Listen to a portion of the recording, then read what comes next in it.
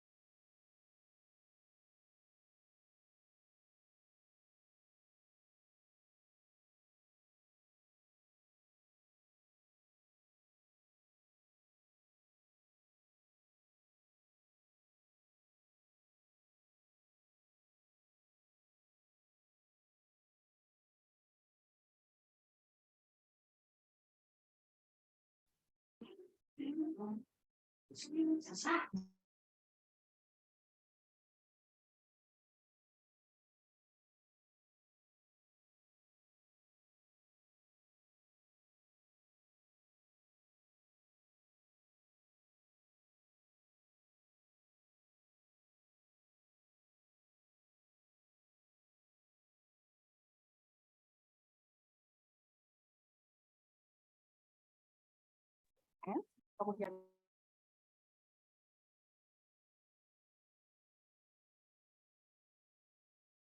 jadi mungkin kalau yang masih belajar MRI awal-awal sering sekali kita melihat BWI tanpa melihat kaki pusing, itu sesuatu yang salah. Jadi setiap kita melihat BWI kita harus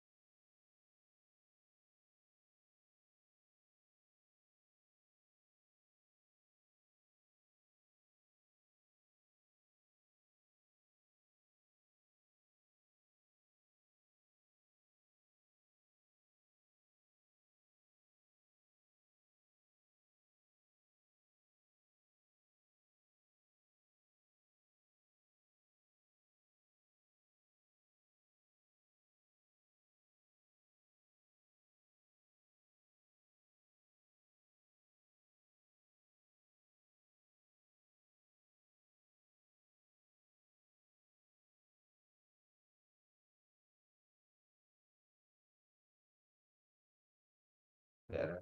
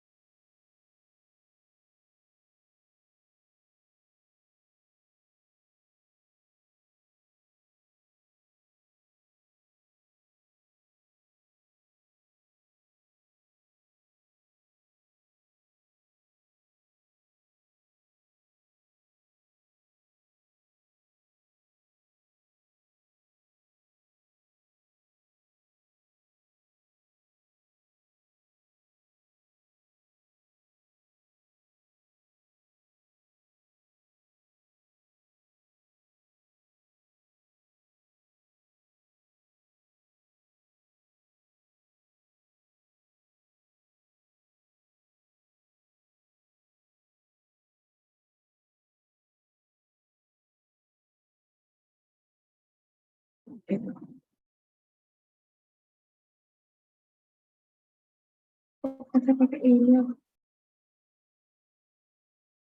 Selamat siang, Dokter Sukma. Ya, siang, bentar, Ge. Baik, dokter.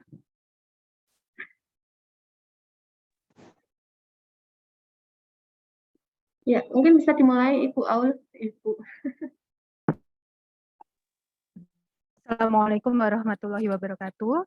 Salam sejahtera untuk kita semua. Selamat siang, terima kasih kepada Dr. Sukma Imawati, spesialis radiologi konsultan, dan para dokter sekalian yang menjadi kandidat Kunkri pada bulan Juni 2023. Pada siang hari ini kita akan mendengarkan coaching dari Dr. Sukma Imawati, spesialis radiologi konsultan. Untuk para dokter yang belum merename namanya, diharapkan merename namanya sesuai dengan ketentuan yang dari panitia. Kepada Dr. Sukma Imawati, Ya, terima kasih, Aul.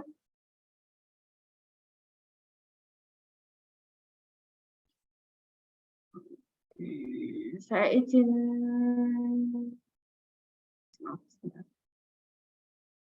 Ini kandidatnya ada berapa, Nggih?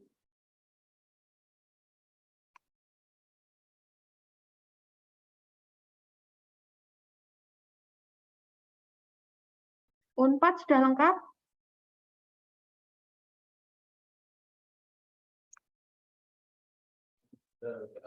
Ya, izin dokter, sudah lengkap dokter. Sudah lengkap. Dari Unhas? Saya lepas saja ya.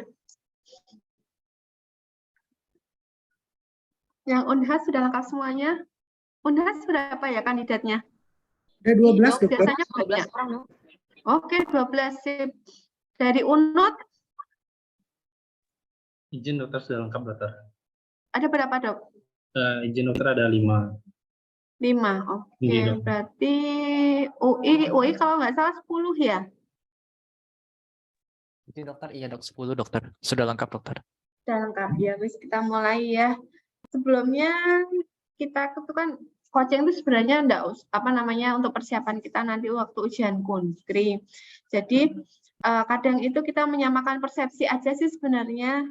Kadang bahasa saya di Semarang dengan bahasanya yang di UI, yang ada di Surabaya itu agak sedikit berbeda. Tetapi paling enggak kita apa namanya punya patokan-patokan buku-buku tertentu yang memang kita gunakan waktu kita kuliah ya.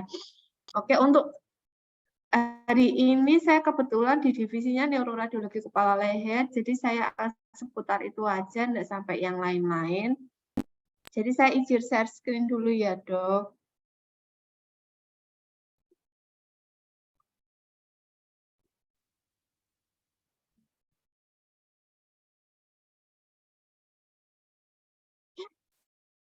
Jadi biasanya kalau saya mulai itu dari apa namanya kasus-kasus yang sederhana dulu, nanti baru beranjak ke kasus yang mungkin agak sedikit kompleks. Jadi mungkin Aul bisa membantu saya untuk menunjuk temannya yang akan membuat suatu deskripsi tentang kasus per kasusnya. Mungkin bisa dimulai dari nomor 1, silakan monggo. Oke, dokter dari Unhas, dokter silakan.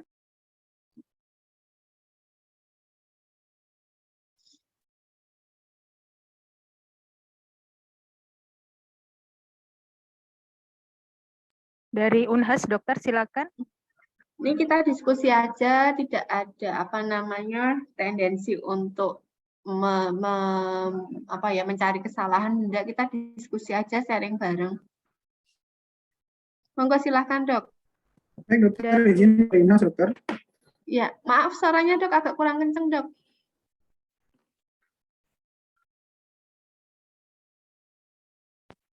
Halo, Dok. Suaranya agak dikeraskan sedikit. Di tempat saya kok agak samar-samar. Izin, Dok, sudah kedengaran, dokter?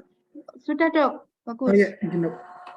Izin, dokter, laki-laki 47 tahun, omset 2 hari, dokter, dilakukan pemeriksaan MRI kepala, dokter. Untuk sekuensinya sendiri, saya lihat sepertinya T1, dokter, T2. Kemudian ada, kalau tidak salah ada Dewi Adi. Potongannya aksial, dokter. Kemudian kami sepertinya Lihat.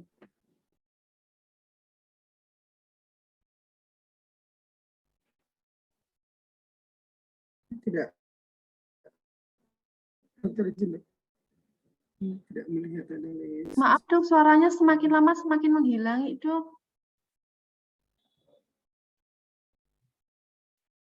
Halo, dokter. Dengar. Ya, izin dok. Untuk di pemeriksaan ini sendiri kami tidak melihat ada lesi, dok. Tapi sepertinya parenkim hemisfer yang kiri mungkin akan lebih kecil, dokter, daripada yang sebelah kanan, dok. Oke. Saya lihat, izin dok. Untuk lesi hipo atau hiperintens kami tidak melihat, dok. Ya, oke, kita lihat di sini pelan-pelan ya. Ini sekuensinya T1, kemudian T2, ini flare, kemudian ini DWI, dan ini adalah SWAN. Jadi kalau dokter lihat pelan-pelan, kita lihat di sini di T1 memang nggak begitu tentara kelainannya. Di T2 kita bisa melihat area hiperintens pada daerah kortikal, kemudian sampai ke subkortikal pada lobus occipital sisi sebelah kiri. Lihat ya. Kemudian di DWI-nya kita lihat ada suatu area restriksi difusi. Pada SWAN-nya kita tidak melihat suatu blooming artifact. Nah, kalau dari imaging seperti ini, dari T1, dari T2, dari flare, dari DWI, kemudian SWAN, mungkin dokter punya punya differential diagnosis yang paling simpel dulu apa, dok? T1-nya slightly hypo, T2-nya hyper, flare-nya hiper, DWI-nya ada restriksi difusi.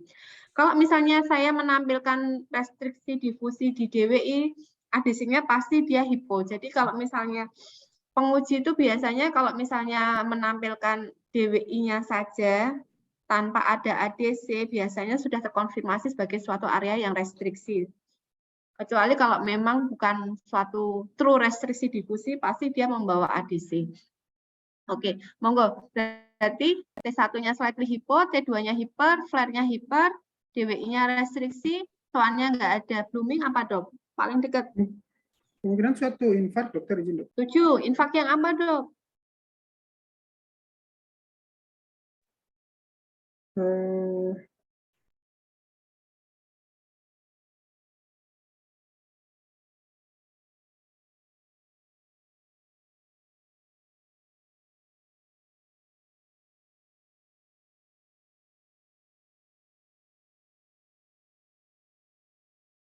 Akutkah, subakut, hiperakut, atau kronik?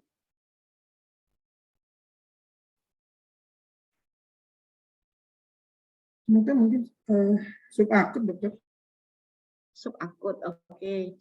Jadi kita harus buka lagi ya, baca lagi bagaimana perbedaan antara hiperakut, akut, subakut, kronik, infark.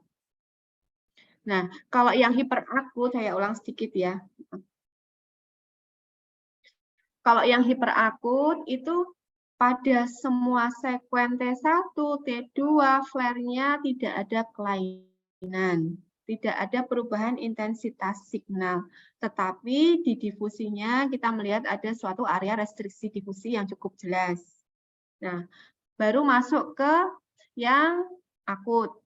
Akut biasanya DWI, T1-nya slightly hypo, T2-nya hiper, flare-nya hiper, DWI-nya mengalami restriksi difusi dengan tanda-tanda efek massa maupun vasogenik edemanya dia sudah mulai cukup prominent. Jadi ada penyempitan sulcus, kemudian mungkin kalau luas ada penyempitan dari ventrikelnya, jadi efek massanya kelihatan jelas. Nah, baru masuk yang ke subakut.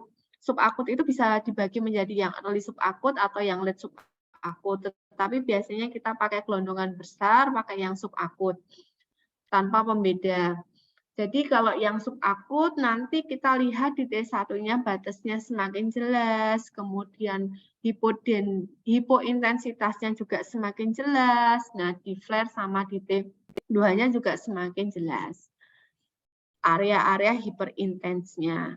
Jadi kalau misalnya pasien seperti ini di T1-nya masih slightly hypo, pasien kemudian onsetnya juga 2 hari, kemungkinan besar ada suatu akut infak. Nah, mohon dilihat juga di SWAN-nya, di gradien echo di SWAN, apakah ada tanda-tanda 1, luxury perfusi, atau bahkan suatu hemorrhagic transformation.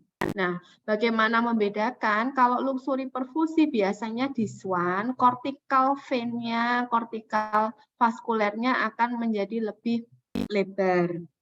Kemudian kalau yang transformasi perdarahan ya tergantung dari EKAS berapa, EKAS 1K, EKAS 2, 3 atau sampai 4.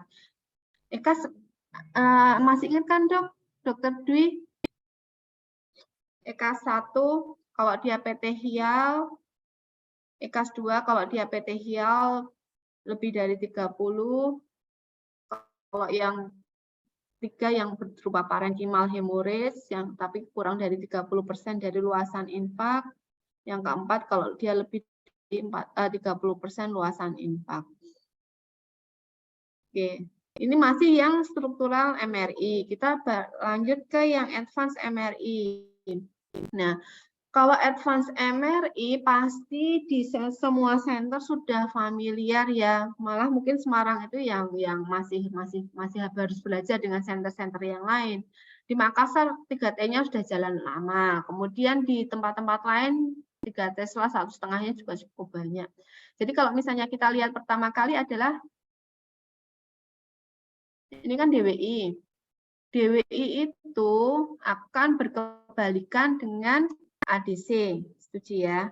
Jadi kalau DWI-nya dia restriksi, hiperintens, kemudian di ADC-nya dia hipointens, maka ini menunjukkan suatu true restriksi difusi. Nah, ada satu lagi yang kita namakan IADC. IADC itu exponential apparent coefficient difusi. Nah, ini hampir sama gambarnya. Untuk true restriksi difusi, maka di DWI-nya dia akan hiperintens, IADC-nya juga akan hiperintens. Jadi yang perlu diingat, DWI sama IADC itu gambarnya akan sama-sama putih. Tapi kalau yang IADC, maaf yang ADC tok, maka dia akan berkebalikan. Itu yang true restriksi difusi. Ada lagi yang namanya Titus sign true yang sering kita sebagai false positifnya. Kalau Titus sign true gimana, Dok? Di DWI-nya, di ADC-nya dan di IADC, Dok?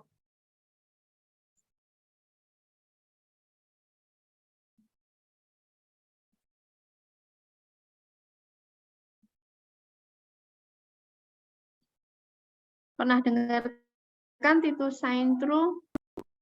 Itu bukan suatu false positif yang di DWI-nya kelihatannya putih, tetapi itu bukan suatu true restriksi difusi.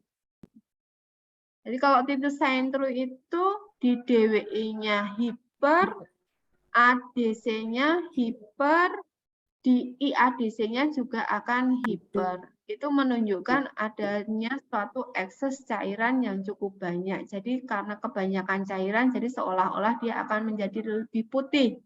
Nah, tugas kita adalah membedakannya.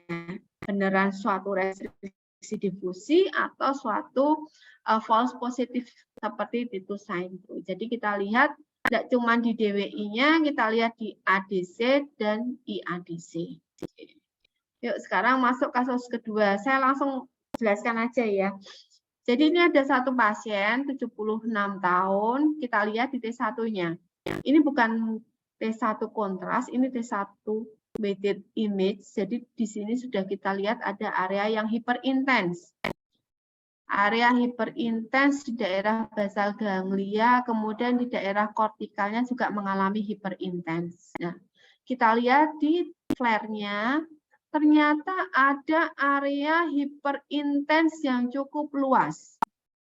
Mulai dari basal ganglia sampai ke gray white matter lobus frontal temporal sisi sebelah kiri. Di flare-nya juga mirip, ada suatu area hiperintens yang cukup luas, kemudian kita lihat DWI-nya, ada suatu area hiperintens yang cukup luas sesuai dengan gambar similar dengan T2-nya. Kemudian di SWAN-nya, di GRE-nya, kita lihat ada suatu bintik-bintik perdarahan di sini. Ada blooming artifact. Nah, kembali ke teori. Kalau kita lihat di T1-nya hiperintens, maka kan kita harus warning ya. Apakah ini darah, apakah ini fat, atau ini suatu protein konten. Nah, kalau dari T1-nya ini kasusnya cerebrovascular disease dengan onset yang akut. Kalau di T1-nya dokter lihat suatu area hiperintens, langsung otomatis harus membuat SWI atau gradient echo untuk memastikan ini beneran suatu darah atau enggak. Nah, pada pasien ini terbukti ada suatu subakut infark yang cukup luas, ini large arterial infarction pada daerah lobus frontotemporal sisi sebelah kiri, disertai suatu hemorrhagic transformation. Nah, nanti buka lagi ya kriteria EKAS. Ini masuk kriteria berapa. Nah, jadi take home message-nya, kalau dokter lihat ada area hiperintens di T1, warning, itu adalah suatu darah. Maka harus dibuat SWI. Nah, SWI pastikan beneran suatu blooming atau enggak. Nah, sekarang kita masuk ke advance imaging-nya. Ini kita lihat di DWI-nya ada suatu area hiperintens. ADC-nya dia turun, drop, hipointens. Maaf, saya pakai rainbow. Jadi kalau rainbow itu kita lihat pakai marker ini ya. Jadi kalau merah ini yang high, kalau yang biru itu yang low. Jadi akan terlihat penurunan dari ADC. Kemudian kita lihat IADC-nya, dia mengalami peningkatan. Kalau kita buat pakai yang black and white, dia akan mengalami suatu restriksi difusi, terlihat sebagai suatu lesi yang hiper intens. Jadi di sini kita lihat true restriksi difusi yang cukup luas pada daerah frontotemporal yang sisi sebelah kiri. DWI hiper, kemudian ADC-nya hipo, IADC-nya dia mengalami hiper. Nah, kalau seperti ini dokter harus buat apa, Dok?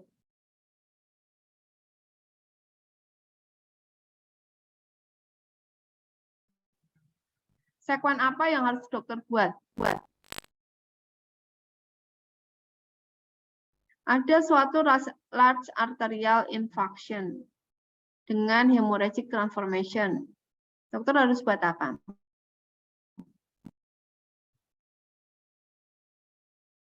MR perfusi. MR perfusi boleh. Paling tidak kita lihat vaskulernya, kita bikin MRA-nya. MRA untuk melihat kemungkinan ada suatu oklusi atau stenosis dari teritori, ini MCA. Jadi kita lihat MRA-nya bagaimana. Kemudian kita bisa bikin perfusi, MR perfusi untuk melihat core sama penumbranya. Cuman gini, Dok, yang kita anggap sebagai core itu adalah area yang mengalami restriksi difusi yang terlihat pada DWI. Yang kita anggap sebagai core. Nah, kalau misalnya kita mapping dengan perfusi, kemudian core-nya kok seluas ini, ya ini berarti prognosisnya sangat jelek.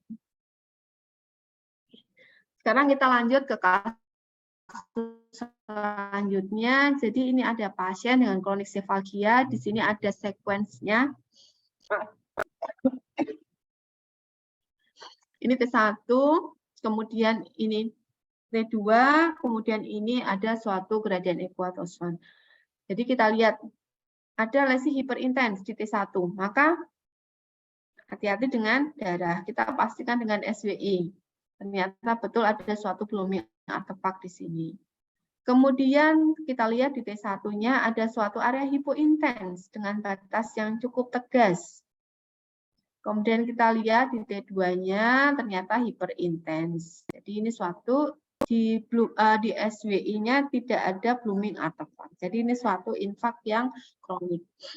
Nah, pada saat kita melihat SWAN, kita kan sering menemukan ya ada suatu mikrobit kecil. Nah, PR kita pada saat mungkin ujian nanti bagaimana melihat pola distribusi dari mikrobit.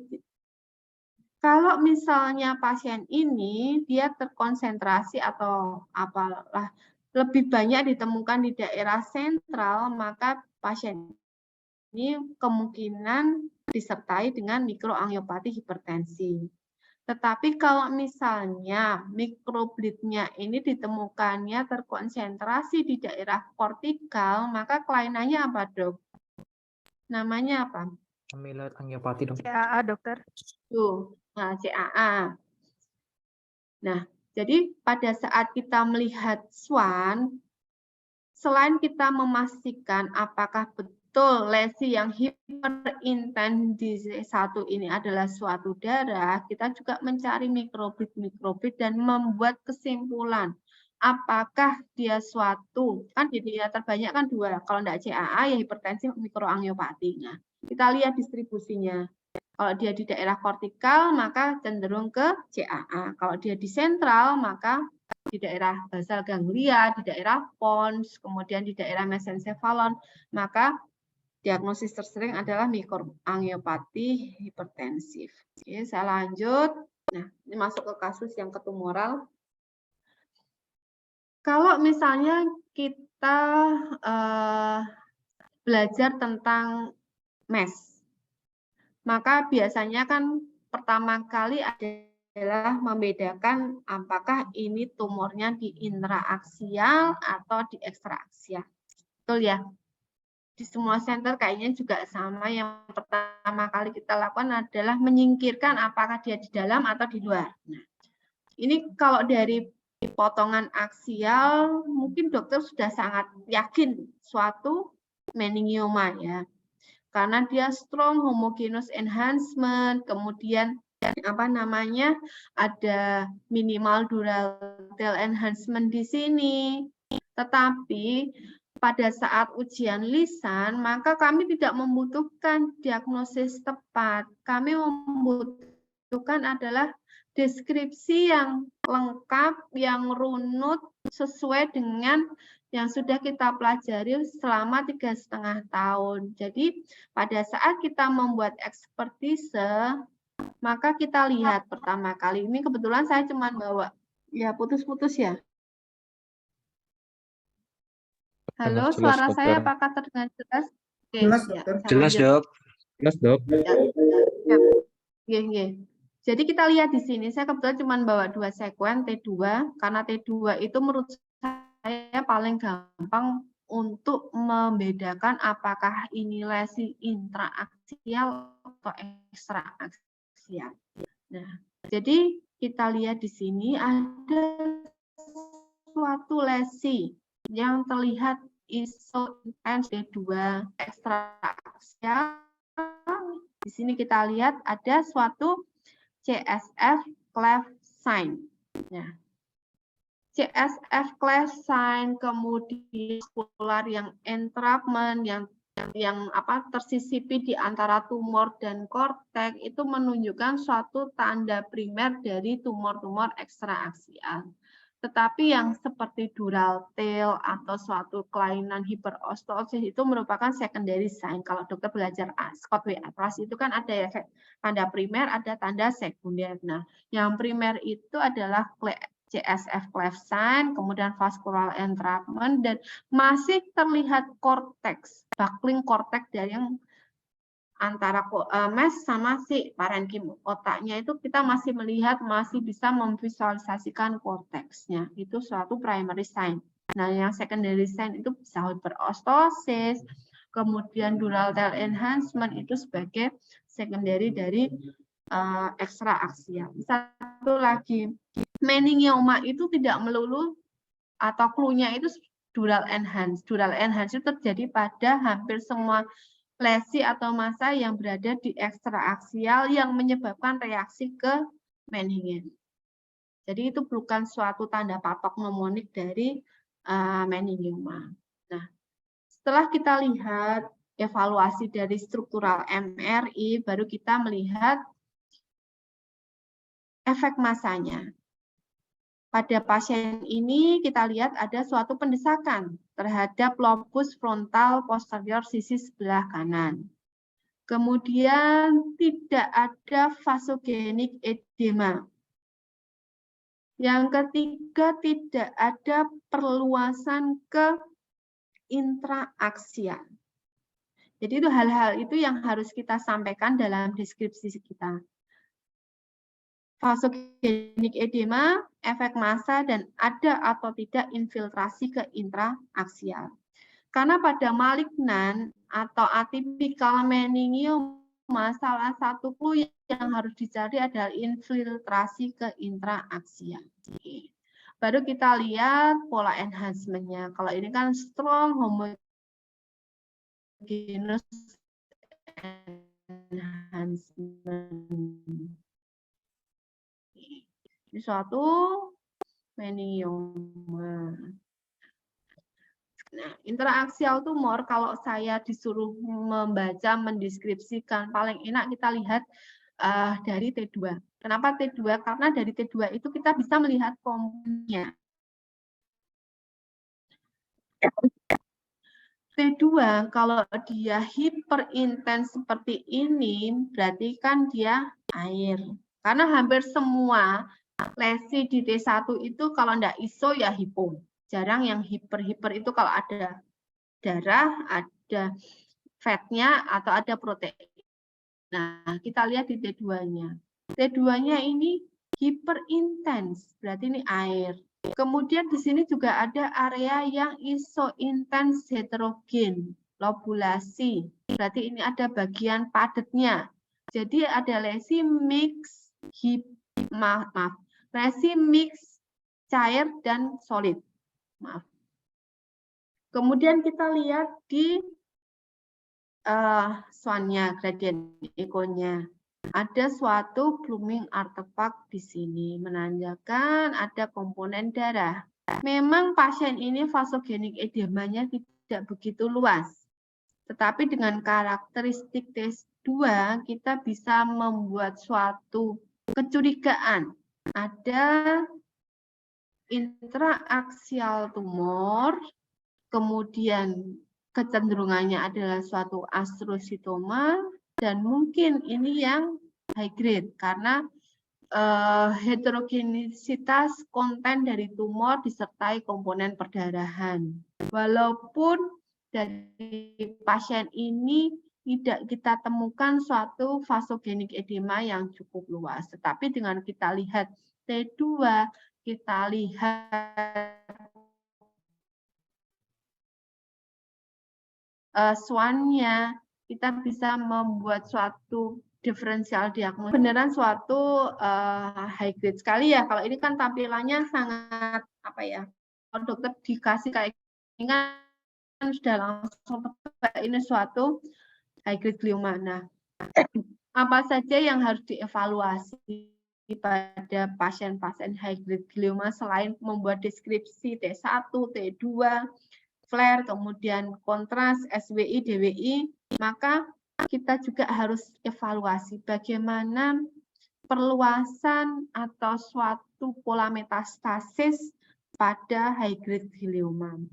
Hati-hati pada tumor-tumor yang dekat dengan ventricle, maka sering terjadi CSF seeding. Jadi ada metastasis lewat LCS. Kita harus evaluasi bagaimana kontralateralnya, apakah ada suatu enhancement, apakah ada suatu irregularitas pada daerah ependim di sisi kontralateralnya.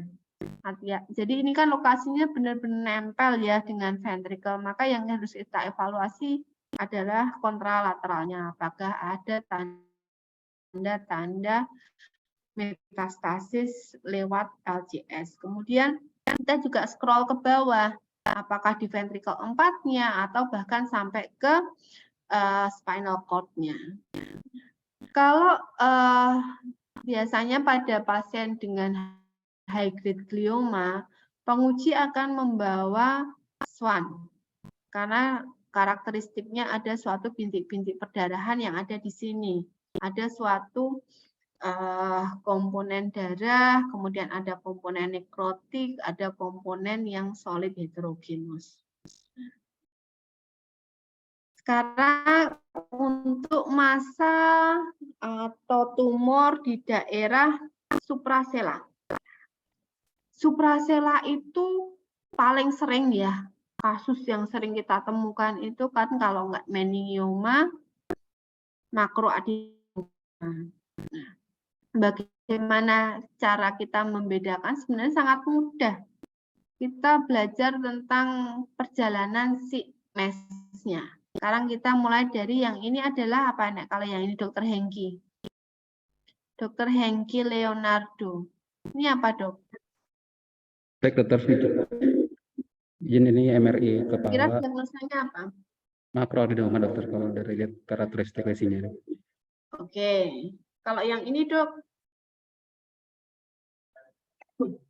Izin dok, maaf, yang sebelumnya meningioma, yang atas ini makroadenoma, dok. Itu. Oke, maaf ya, Dok ya. Yang ini yang? Makroadenoma, dok. Oke, yang ini? Ini TSM, dok, atau meningioma, dok. Kenapa, Dok? Maaf, kurang jelas saya, Dok. Meningioma, dokter. Oke, meningioma, ya.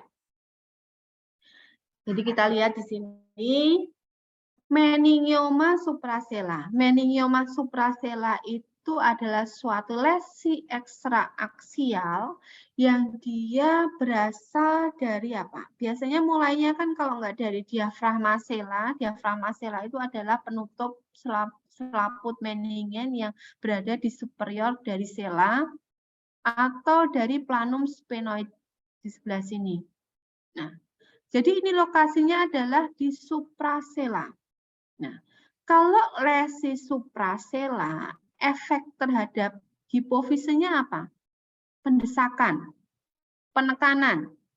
Jadi kunci pertama adalah kita masih bisa melihat struktur hipofise untuk meningioma. Nah, kemudian clue yang kedua, meningioma itu mau ditaruh dimanapun, mau berasal dimanapun, itu bentuknya akan broad base terhadap meningen. Jadi dia akan melekat broad base-nya di, kebetulan pasien ini di daerah planum sphenoid, juga di daerah diafragma sela. Jadi dia akan broad base terhadap sesuatu.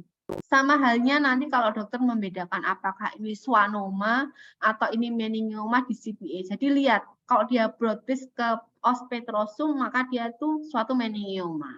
Jadi broad base, kuncinya yang kedua itu. Yang ketiga, pola enhancement-nya, perjalanan arah tumornya. Dia strong homogeneous enhancement disertai suatu dural tail enhancement minimal di aspek anteriornya. Kemudian karena dia lokasinya di suprasela, maka dia tidak menyebabkan deformitas dari dasar sela. Dasar selanya masih oke. Nggak ada deformity-nya. Karena dia hanya menekan, desak. Nah, sekarang kita beranjak ke yang makroadenoma. Makroadenoma itu massa tumor yang berasal dari kelenjar hipofise. Jadi dia tumornya itu di intrasela. Nah, apa yang terjadi kalau dia tumor intrasela berasal dari hipofisenya sendiri, maka kita tidak akan bisa melihat struktur normal hipofise. Itu yang pertama. Yang kedua, karena dia berasal dari intrasela, maka akan menyebabkan apakah dia menjadi lebar atau dia menjadi bentuknya seperti huruf J. Nah, yang penting ada suatu deformitas bentuk dari dasar sela. Kemudian pola enhancement. Pola enhancement, heterogenisitas untuk yang makroadenoma sangat-sangat tergantung dari konten isi tumor. Kadang isinya ada protein, ada kalsifikasinya, jadi dia lebih heterogen dibandingkan yang meningioma. Kemudian satu lagi yang sering dilupakan adalah membuat deskripsi tentang perluasan. Di bagian depan dari clinoid anterior ini ada struktur chiasma opticum. Jadi mohon apakah kompresi atau bahkan encasement terhadap struktur chiasma. Nah, itu biasanya nggak kelupaan kalau untuk ujian. Tetapi yang sering lupa adalah ke superior. Nah, apakah massa yang di daerah suprasela ini menyebabkan kompresi terhadap ventricle 3? Karena ventricle 3 lokasinya di sini. Nah, kalau ada kompresi terhadap ventricle hidrosefalus. Jadi jangan cuma lihat ke depannya, ke chiasmanya, kita juga lihat ke atas. Apakah ada tanda kompresi obstruksi dari ventricle 3. Kemudian kita juga harus evaluasi ke belakang. Ke belakang ini di sini ada struktur arteri basilaris. Apakah ada suatu kompresi? Karena kalau misalnya ada suatu kompresi yang cukup hebat ke arteri basilaris, maka yang kita takutkan adalah infark. Kemudian di sini juga ada struktur mesencephalon, pons, bagaimana efek kompresi ke belakangnya. Oke. Nah, sekarang masuk yang ke intraventricular mass. Intraventricular mass paling sering kalau dikasih soal yang di infratentorial, usianya anak-anak, diferensial diagnosisnya 2 paling enggak ya. Ada yang meduloblastom, ada yang ependymoma. Oke, mungkin yang dari UNUT, bagaimana dokter bisa membuat suatu membeda apakah ini suatu meduloblastom atau ini suatu ependim? Silakan dok. Izin dokter, saya Sugeng dari UNUT dokter. Izin menjawab untuk membedakan meduloblastom dan ependymoma. Pertama kita lihat dari center mass-nya dok. Kalau meduloblastoma dia dari roof ventricle 4 atau vermicerebelli. Kalau yang ependymoma dari floor-nya dokter. Setuju. Cuman kadang itu pada praktek sehari-hari masanya itu sudah tidak bisa dibedakan apakah ini di lantainya, apakah ini di atapnya. Yang kedua, mungkin kita lihat dari perluasan masanya dok. Kalau dia yang ependymoma, dia memiliki sifat elastis, biasanya dia bisa meluas ke foramen Lusca atau Magendie, sehingga memberikan gambaran toothpaste. Itu dokter. Mohon koreksi. Ya. Jadi kalau si ependymoma itu jahatnya itu dia sering mencari lubang-lubang kecil di bawahnya, di atasnya, kemudian dia akan menginfiltrasi di daerah tersebut. Jadi kadang kalau kita lihat ada suatu mass di intraventricle 4, kemudian kita lihat ada suatu tangkai yang masuk ke foramina Magendie Lusca, maka itu hampir bisa dipastikan suatu ependymoma. Tetapi kalau misalnya kita tidak menemukan suatu tangkai, jadi benar-benar masanya itu bulat tanpa ada infiltrasi kemana-mana, kita bisa membuat suatu bantuan dengan melihat heterogenisitas mass-nya. Semakin dia heterogen, maka dia semakin cenderung ke arah ependymoma. Kalau dia semakin homogen, maka suatu meduloblastom. Jadi jeleknya pasien yang datang ke kalau di Semarang itu pasien pasti sudah gede-gede dok. Jadi jarang kita bisa mengevaluasi apakah ini dari roof-nya, apakah ini dari floor-nya. Kemudian jangan lupa kalau ada suatu massa lesi yang cukup besar di ventricle 4, kita lihat di atasnya. Mohon selalu disebutkan kalau ada hidrosefalus. Karena bagaimanapun pada saat kita nanti beneran jadi radiolog yang notabene konsumen kita adalah sejawat dari bedah saraf, sejawat dari neuro, alangkah sangat fatal kalau kita hanya menyebutkan lesinya tanpa menyebutkan komplikasi yang disebabkan oleh masa-masa yang ada di ventrikel 4. Oke. Nah, sekarang kita masuk yang di CPA. Di CPA kuncinya adalah yang pertama, bagaimana keterlibatan dari kanalis auditoris internus. Kebetulan pasien ini sangat jelas keterlibatan CAI-nya.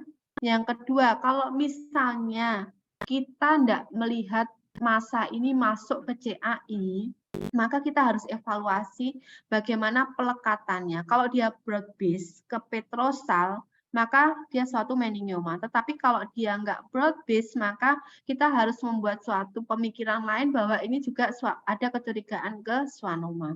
Jadi yang dilihat dua itu. Satu, keterlibatan CAI. Yang kedua, bagaimana lokasi. Apakah dia broad base atau tidak. Setelah kita evaluasi MES-nya, kita harus juga evaluasi keterlibatan ventrikel 4. Karena banyak sekali kejadian pasien datang dengan gangguan keseimbangan, ternyata ada suatu MES di CPA, kemudian ada suatu tanda-tanda hidrosefalus. Nah, ada sebenarnya salah satu kasus, tetapi sebenarnya jarang sih di daerah CPA ini. Mungkin iseng-iseng aja, misalnya timpanik, maaf, ada suatu glomus tympanicus. Glomus tympanicus itu lokasinya di dekat dengan petrosal apek. Tapi jarang sih kejadiannya. Tapi paling tidak habis ini bisa belajar tentang timpanik, glomus tympanicum. Oke. Nah, sekarang masuk yang multiple. Multiple, kalau lesi multiple itu kan kalau nggak infeksi itu suatu metastasis. Nah, sekarang kalau infeksi nanti pohonnya bercabang menjadi toxoplasmosis, tuberkuloma, sama abses biogenik, itu yang terbesar dulu. Nah, sekarang kita lihat di sini ada multiple lesi yang lokasinya ada di korteks subkorteks, kemudian ada juga di basal ganglia. Nah, kalau ada lesi di basal ganglia, kita harus warning terhadap dua kelainan, toxoplasmosis dan TB.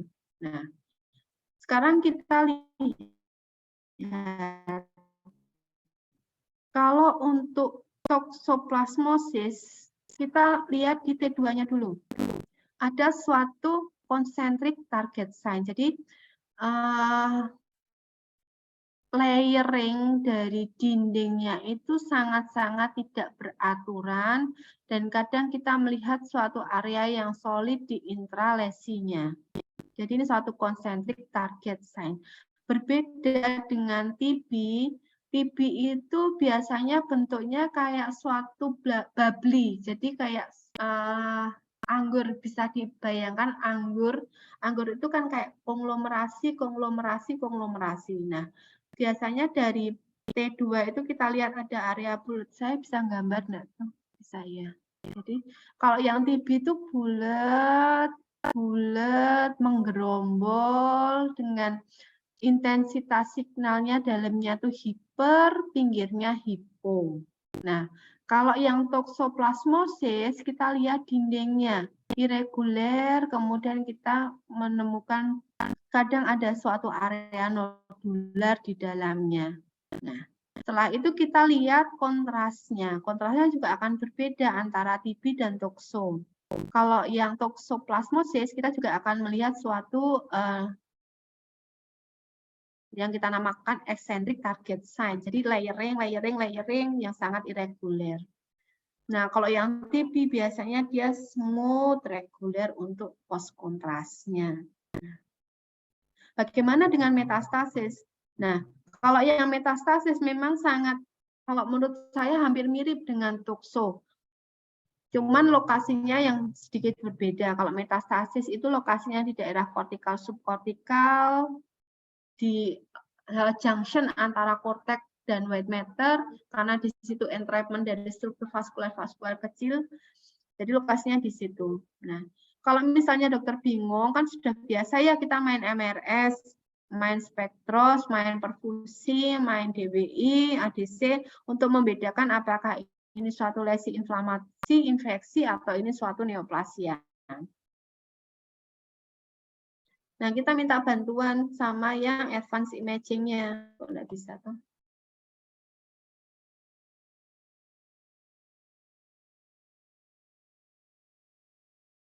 Nah, kita minta bantuan sama spektrosnya. Nah, spektrosnya bisa dilihat di sini ada suatu peningkatan yang cukup prominent dari lipid laktatnya. Jadi kalau ada peningkatan lipid laktat dengan proporsi kolin NAA-nya yang tidak terlalu tinggi, maka bisa disimpulkan ini suatu lesi infeksi. Nah, kembali ke T1, T2, dan kontrasnya, bagaimana pola enhancement-nya, bagaimana lokasinya, maka pada kasus ini lebih cenderung ke suatu toksoplasmosis. Kuncinya apa? Nih, di daerah basal ganglia, yang pertama ini, kalau dokter ketemu lesi irregular basal ganglia dan infeksi, maka yang dipikirkan pertama kali adalah tokso. Kemudian pola enhancement-nya, dia eccentric target sign. MRS-nya dia ada peningkatan lipid laktat dengan kolin NAA, rasionya yang tidak terlalu tinggi. Karena dengan MRS seperti ini itu sangat mirip dengan metastasis. Metastasis kalau yang area nekrotiknya sangat hebat, maka juga ada peningkatan lipid laktat. Maka sebisa mungkin kita tuh jangan hanya berpatokan pada MR spektroskopi, MR perfusi, kita juga harus bisa melihat bagaimana struktural MRI-nya.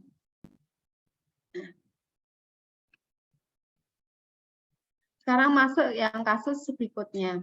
Ini ada multiple lesi di T1, maaf, di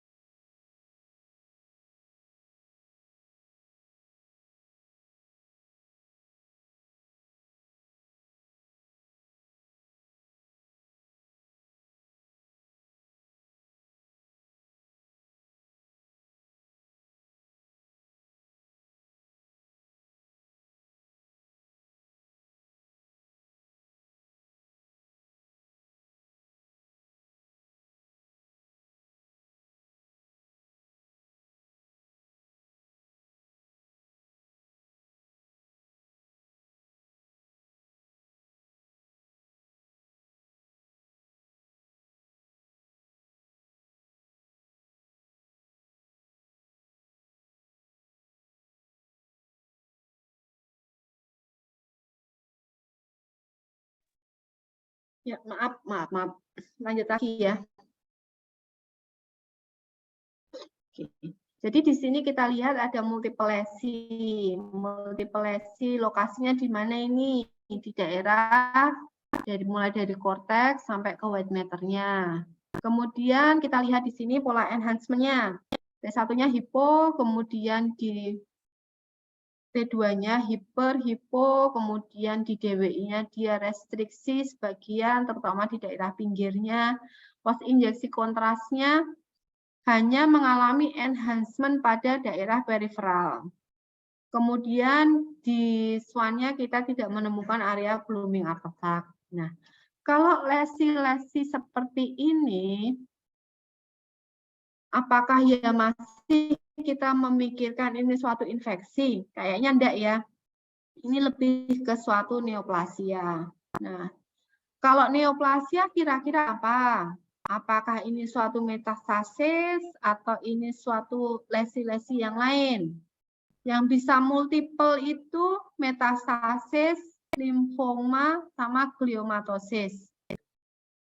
Nah, kalau kita lihat di sini ada suatu area restriksi di daerah periferalnya.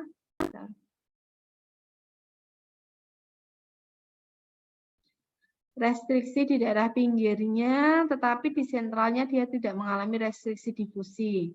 Enhancement-nya juga minimal. Nah, kalau pola seperti ini, dokter harus memikirkan apakah pasien ini punya imunokompromis. Karena kalau normal pada pasien-pasien yang dengan sistem ketahanan tubuh yang baik, maka kalau ada yang multiple kemudian restriksi difusi kan kita mikirnya limfoma ya, karena enhancement-nya minimal. Nah, tetapi di sini di pasien ini restriksi difusinya ini nggak whole, nggak homogen, ada yang enggak, ada yang iya di pinggirnya. Jadi kita harus memikirkan limfoma dengan imunokompromis, biasanya pada pasien-pasien dengan HIV/AIDS. Nah, membedakan limfoma pada pasien yang normal sama pasien yang HIV itu ada beberapa clue. Yang pertama, DWI. Untuk DWI, yang pasien HIV restriksinya bentuknya heterogen. Yang kedua, kita masuk ke spektrosnya. Untuk spektros pada pasien-pasien HIV, maka lipid laktatnya tidak setinggi pada pasien limfoma yang biasa. Oke. Nah, sekarang kita lihat MRS-nya. Nah, MRS-nya ada peningkatan kolin NAA rasio. Nah, lipid laktatnya ini relatif low. Jadi ini menandakan suatu neoplasia dengan kandungan lemak, kandungan lipid yang rendah. Harus waspada suatu limfoma dengan HIV. Nah, kemudian kita lihat perfusinya. Nah, perfusi itu, bentar saya menjelaskan tentang MR perfusi dulu ya. Jadi kalau perfusi, MR perfusi itu kan ada dua. Ada yang pakai kontras, ada yang enggak pakai kontras. Yang pakai kontras itu ada dua.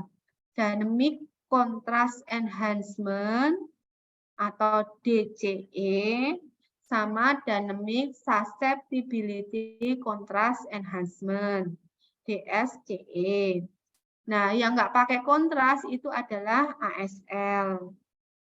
Nah, pada lesi-lesi intraaksial yang sering kita gunakan adalah Dynamic Susceptibility Contrast Enhancement. Yang dievaluasi adalah RCBV, RCBF, MTT, sama PTT.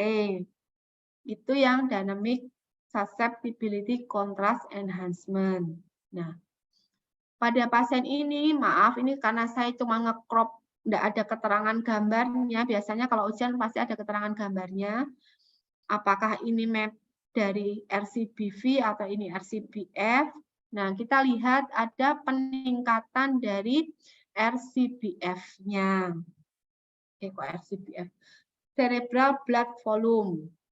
Saya itu sering kebalik-balik antara F sama V. Jadi cerebral blood volumenya dia akan terlihat mengalami peningkatan. Nah, kemudian tadi dynamic susceptibility contrast enhance. Nah, ada juga dynamic contrast enhancement. Itu biasanya digunakan untuk tumor-tumor ekstraaksial atau tumor ekstrakranial, misalnya dari muskuloskeletal, kemudian di daerah head and neck, kita biasanya menggunakan DCE. Nah, kalau yang ASL itu tidak pakai kontras. Parameter yang dicari cuman cerebral blood flow. Tidak ada yang lainnya, cuman satu parameter toh. Nah, pada gambar ini adalah kebetulan mapping untuk RCBV. Jadi pada area yang tadi mengalami suatu restriksi heterogen, kita lihat ada peningkatan dari RCBV yang menandakan ini suatu neoplasia. Nah, karena RCBV-nya meningkat, kemudian kita lihat ada peningkatan kolin, NAA rasio dengan lipid laktat yang cukup rendah, yang disokong oleh pola enhancement yang minimal, bisa disimpulkan pasien ini adalah suatu limfoma, tetapi pada pasien-pasien imunokompromis. Oke. Nah, sekarang masuk yang ke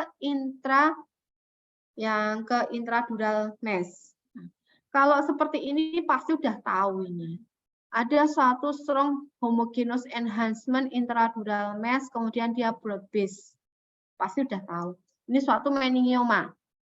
Nah, yang mohon ditambahkan lagi selain dokter menyebutkan lokasinya, intensitas signalnya, adalah bagaimana kompresi efek massa terhadap medula spinalisnya.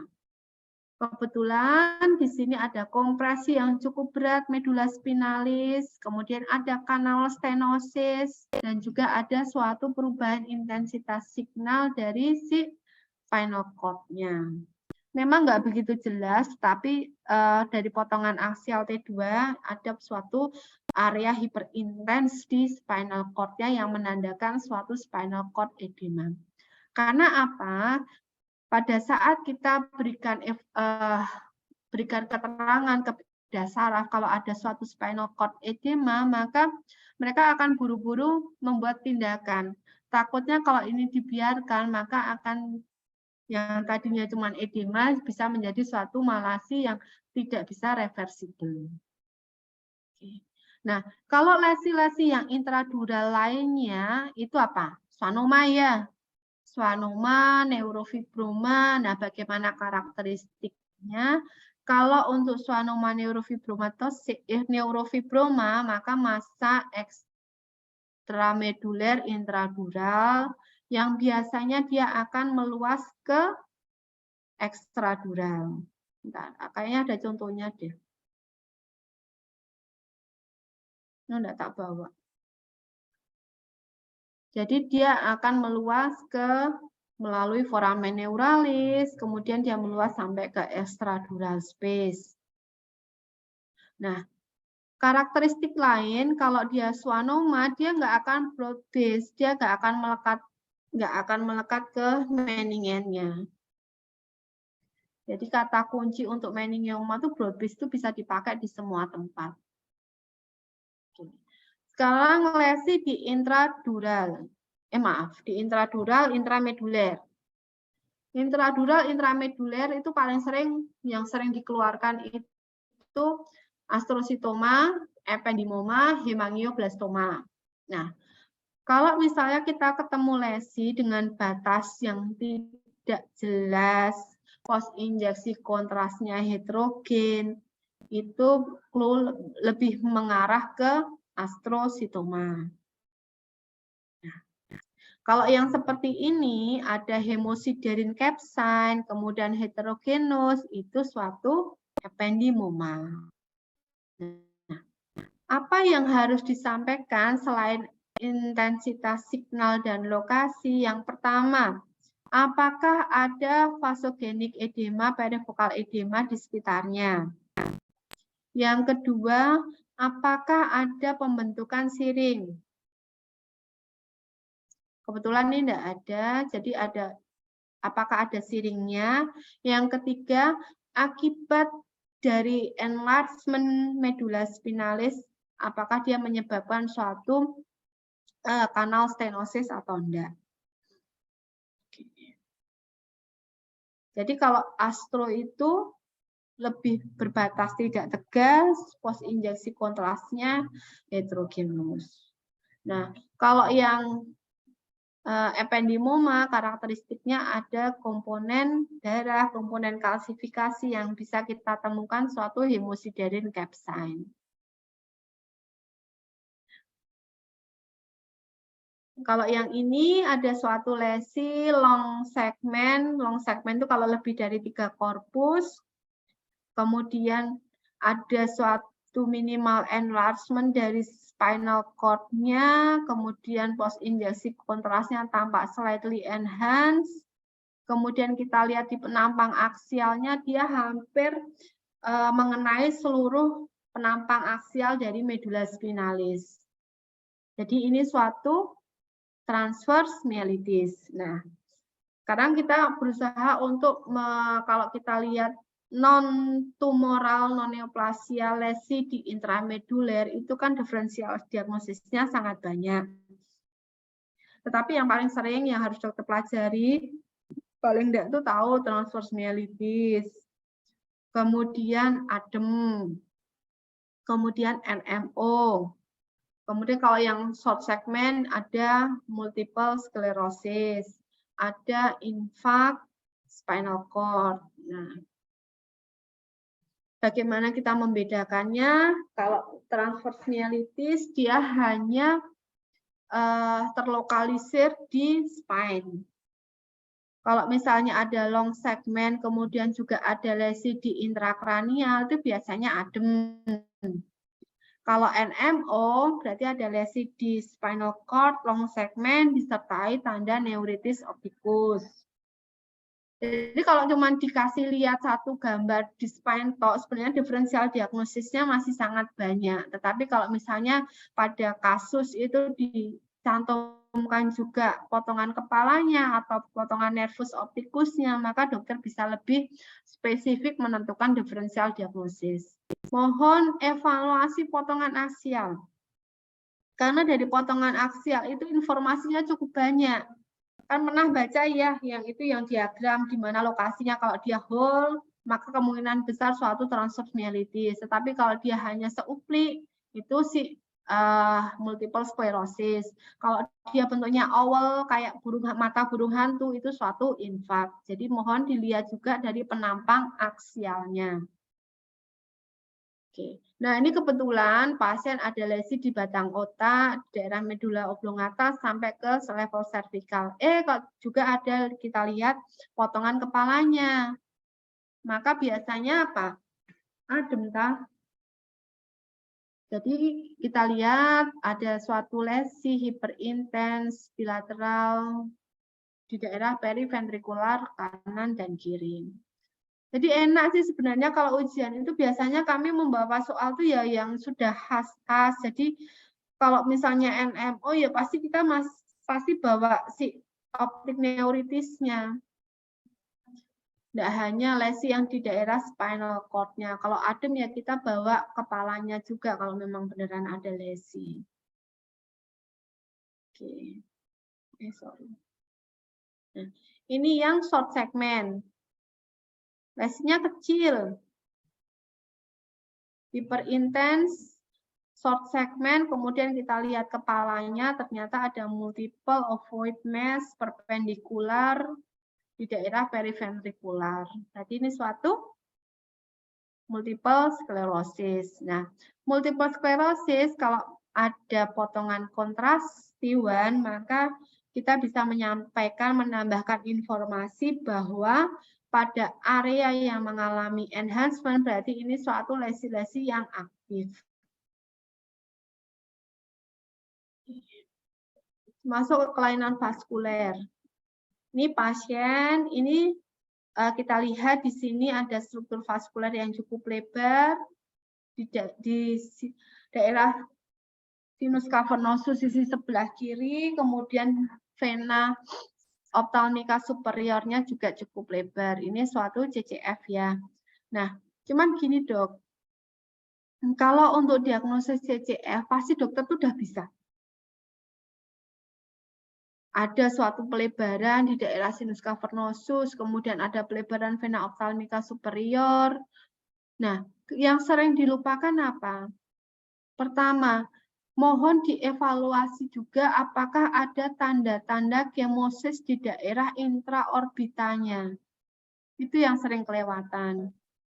Apakah ada dirty dari fat retrobulbar, kemudian bagaimana dengan muskulusnya, mohon juga dievaluasi. Jadi jangan terfokus pada struktur vaskulernya, kita juga harus melihat bagaimana efek kongesti yang ditimbulkan oleh CCF tadi. CCF ada berapa tipe? Dr. Irma Yani Umar.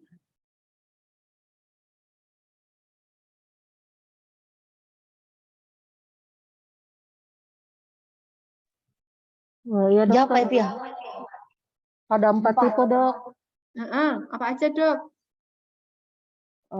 Dibagi ada yang direct dengan yang indirect. Kalau yang direct itu yang tipe 1. Jadi ada kistel dari arteri karotis interna langsung ke sinus cavernosusnya. Kemudian yang indirect itu untuk tipe 2, 3, dan 4. Jadi kalau yang tipe 2-nya dari arteri karotis interna cabangnya ke sinus cavernosus. Kemudian yang tipe 3 dari cabang arteri karotis eksterna ke sinus cavernosus. Kemudian yang tipe 4-nya dari masing-masing cabang arteri karotis interna dan eksterna ke sinus cavernosusnya dok. Oke. Nah, pertanyaan saya yang kedua, untuk mendiagnosis tipe-tipe CCF ini, menggunakan pemeriksaan apa aja ya, dok?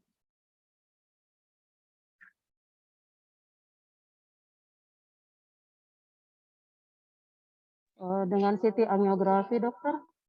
Gimana CT angiografinya?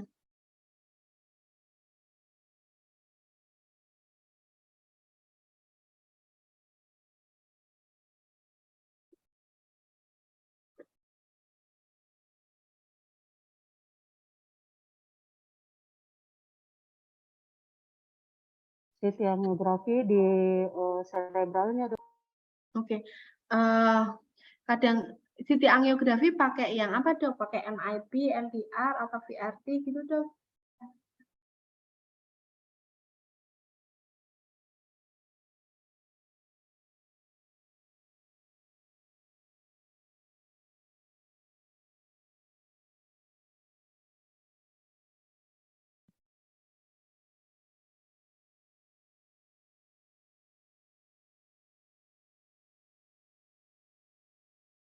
Oke, saya skip lagi ya, biar waktunya cukup banyak, soalnya kasusnya banyak. Oke.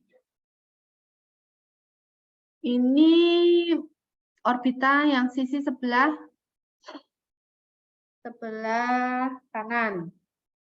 Jadi dokter di sini kita lihat ada suatu massa di daerah retrobulbar, di mana dia strukturnya kayak lobulasi dengan fluid level. Ini kan T2-nya ya. T2-nya kita bisa melihat ada fluid level di sini. Jadi ini kita lihat mulai masanya ini di daerah intra dan ekstrakonal space, kemudian dengan intensitas signalnya heterogen. Karakteristik yang bisa temukan di sini adalah fluid level. Nah, untuk deskripsi kayak encasement terhadap nervus, keterlibatan muskulus, saya nggak akan jelaskan di sini. Saya hanya menjelaskan clue yang harus dokter sampaikan pada saat menemukan kasus seperti ini. Nah, kalau ketemu fluid level seperti ini di retroorbita, di retrobulbar, kira-kira apa dok DD-nya?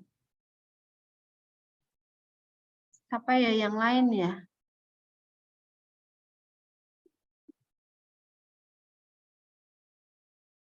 Ya, anakku aja sih, si Ensa sini, Sa. Ensa. Sinyalnya jelek. Oh, yang dari UGM aja nih saya belum ketemu nih, Dek.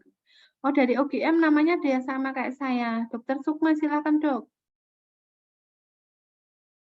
Izin dokter. Ya.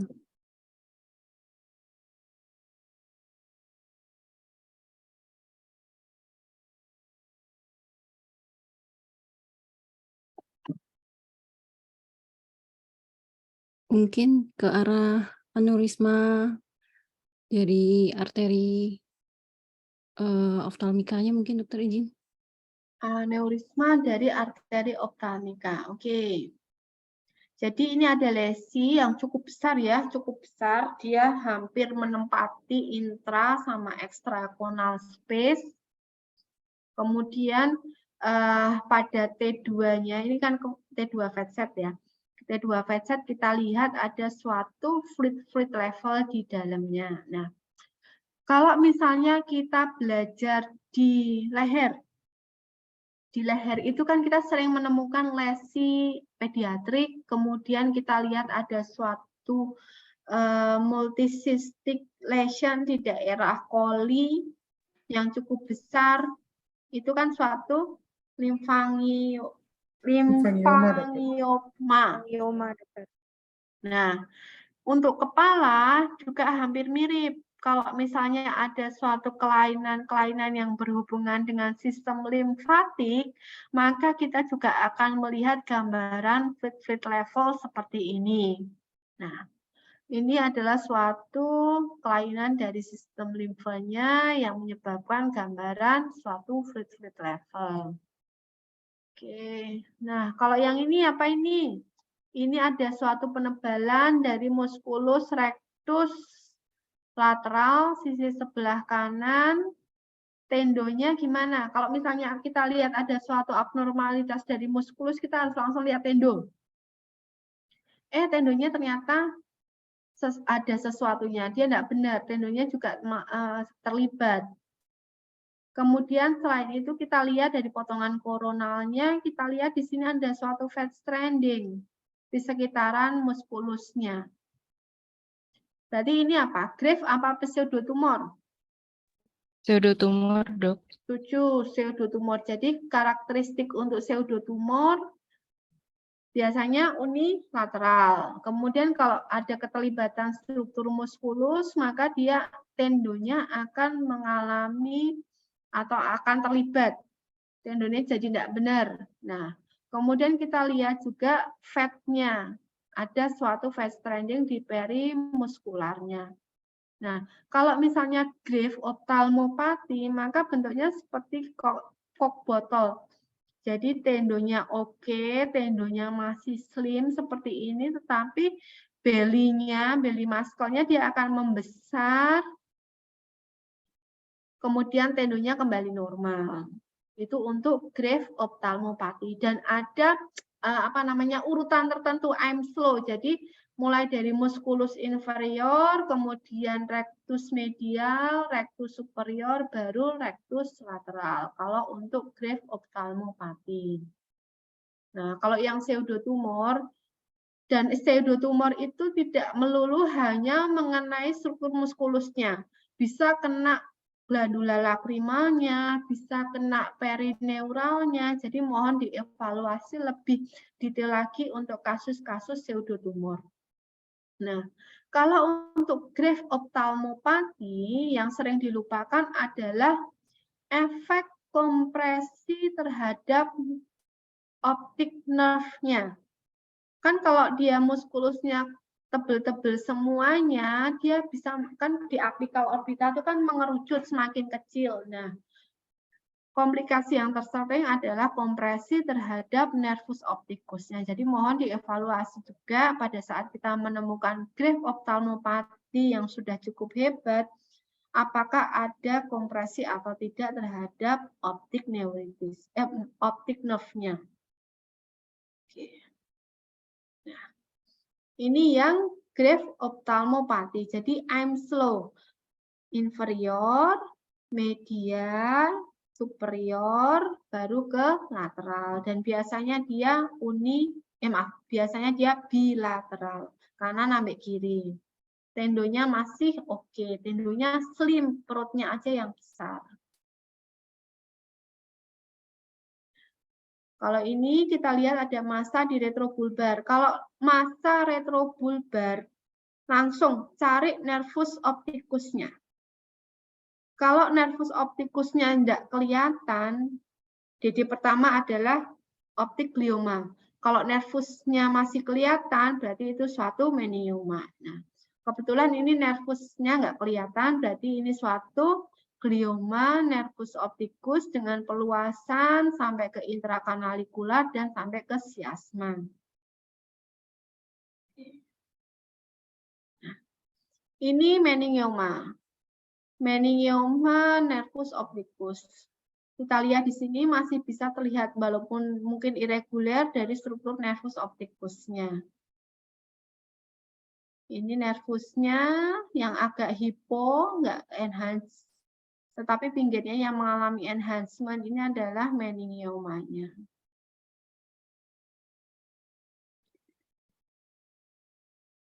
Ini apa, Dok? Ada suatu lesi di daerah ethmoid anterior. Kemudian ada suatu destruksi dari dinding lateral ethmoid anterior, disertai peluasan ke extraconal space. Nah, kalau dokter ketemu lesi di sinus paranasal, kemudian ada suatu kelainan di tulangnya, maka diferensial diagnosis yang harus dipikirkan adalah mukosil. Nah, apakah itu di ethmoid atau di frontal? Kan lokasinya seringnya dua itu ya. Nah, mohon dievaluasi bagaimana tulangnya dan bagaimana perluasan ke sekitarnya. Dah, habis. Ada yang mau ditanyakan? Ini jam berapa ya? Jam 2. Semoga enggak usah ditanyakan, kita ketemu waktu ujian aja. Izin bertanya, dokter. Oh, boleh. Oke, dok, untuk kriteria Aulia, dok, dari Undip, dokter. Oke, dari kriteria McDonald yang multiple sclerosis, dok, untuk yang disseminated in space sama in time itu kami sempat bingung, dokter. Apakah boleh dijelaskan, dokter? Terima kasih.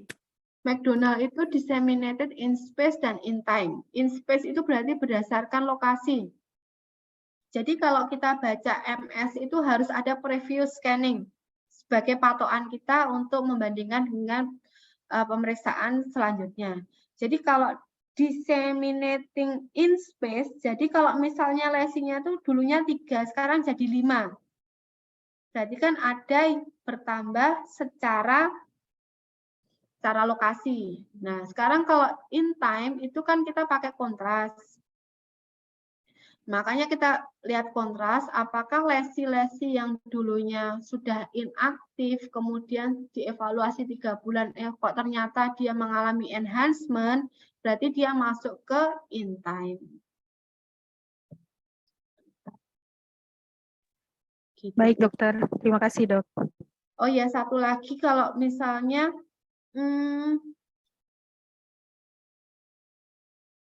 apa namanya? Kok saya jadi lupa?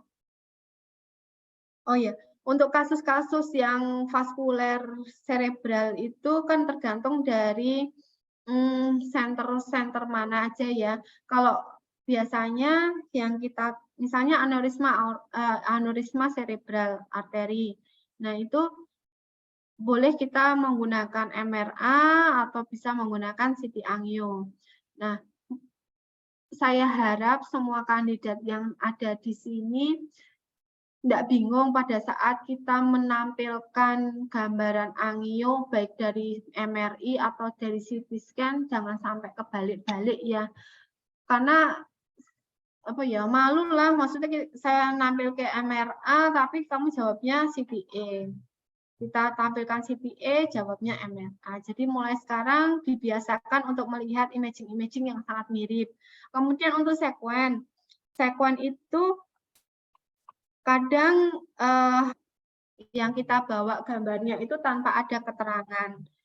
Jadi apakah ini T1, ini T2 itu matanya sudah terbiasa dan jangan sampai kan kalau ujian lisan itu kan 20 menit.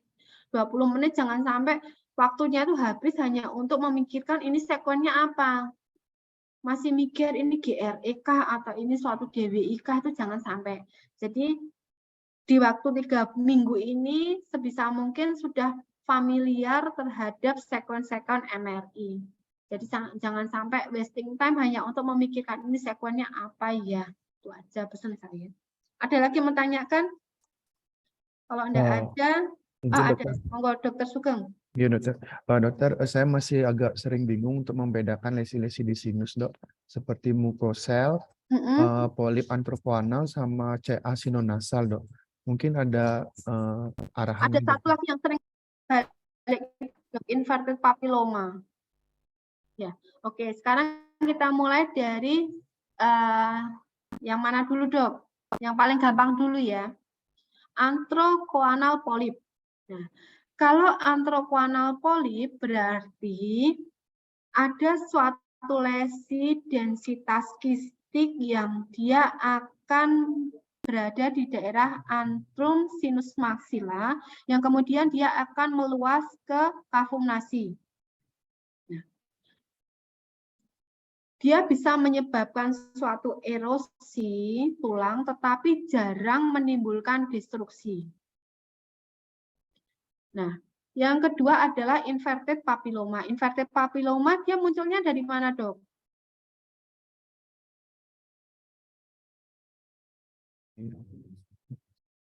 Dari sinusnya dok ya? Dari karakteristik inverted papilloma itu muncul dari dinding sinus maksila dok ya? Dari dinding sinus maksilar di sekitaran si konka. Jadi awalnya dia biasanya di daerah ostium sinus, kemudian karakteristiknya dia bisa menyebabkan destruksi dan strukturnya dia lebih solid dibandingkan dengan yang polip. Oke.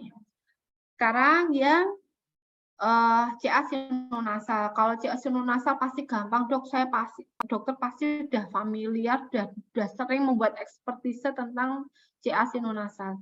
Strukturnya solid heterogen dengan destruksi. Udah itu aja. Nah, sekarang yang mukosil. Mukosil itu clue-nya lokasi.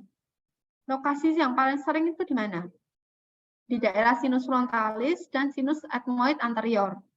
Nah, karakteristiknya apa? Dia sering menyebabkan remodeling atau suatu penipisan dari struktur tulang. Akhirnya si mukosil ini akan mengalami perluasan. Kalau kebetulan ini yang mengalami destruksi kan lamina papiracea, dan dia meluas ke extraconal space. Nah, kalau misalnya si mukosil dari sinus frontal, dia biasanya menyebabkan dilatasi dari recessus spenofrontalis.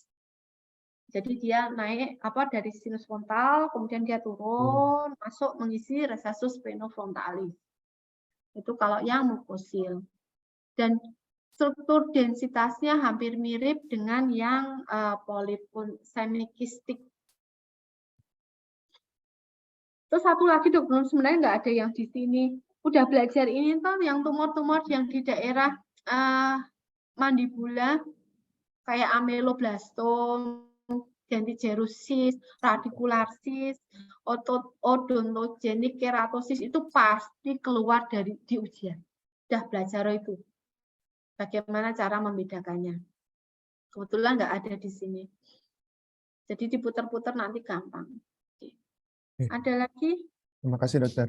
Oke. Kalau misal saya izin tutup sekarang ya. Kalau misalnya ada pertanyaan, boleh nanti WA sama kandidat yang dari Undip, nanti via WA aja, enggak apa-apa, nanti saya jawab via WA juga. Oke. Izin saya tutup ya. Kok izin saya tutup, izin saya stop share screen. Terima kasih dokter. Terima kasih Terima kasih, dokter. dokter. Terima kasih dokter. Terima kasih dok. Terima kasih dokter. Terima kasih dokter. Terima kasih banyak dokter. Tutup ya. Terima kasih dokter. Ya udah.